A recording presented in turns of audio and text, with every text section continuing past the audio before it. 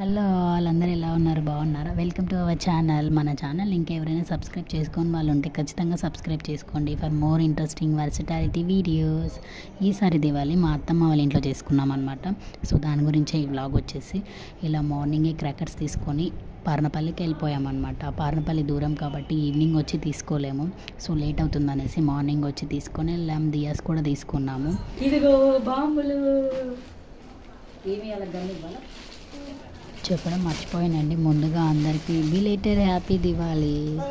ఈ గన్ వచ్చేసి ఇయర్ కొత్తగా వచ్చిందండి, సో కొత్తగా అనిపించి తీసుకున్నాము. ఇవి నార్మల్గా రీల్స్ గన్కే వస్తాయంట, సపరేట్గా కొనలేము. సో అలా కొత్తగా అనిపించి తీసుకున్నాము పాప కోసము. బాగా ఎంజాయ్ చేసింది గన్ తోటి.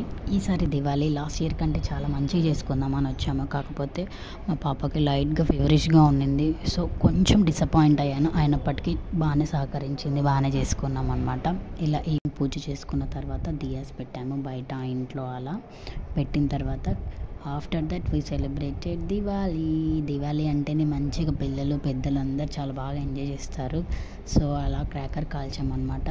ఈసారి లాస్ట్ ఇయర్ కంటే కొంచెం బాగా ఎంజాయ్ చేసాము. కాకపోతే చిన్న డిసప్పాయింట్మెంట్ ఏంటంటే మా పాపకు కొంచెం లైట్గా ఫీవర్గా ఉండింది, సో అదొక్కటే. అంతకు మించి ఆల్ ఫైన్ అనమాట.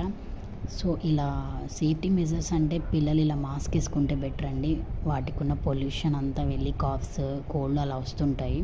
సో దాన్ని అవాయిడ్ చేయాలి అంటే పిల్లలకి కానీ పెద్దలు కానీ మాస్క్ వేసుకుంటే చాలా బెటర్ అనమాట. సో పిల్లలకి ఖచ్చితంగా యూజ్ చేయండి మాస్క్స్.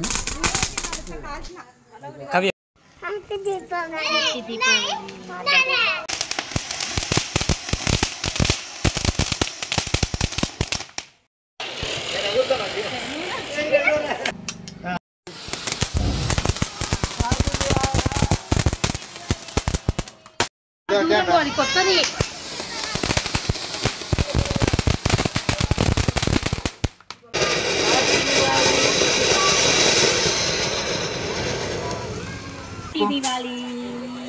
చెప్పు చేద్దాం హ్యాపీ దీపావళి.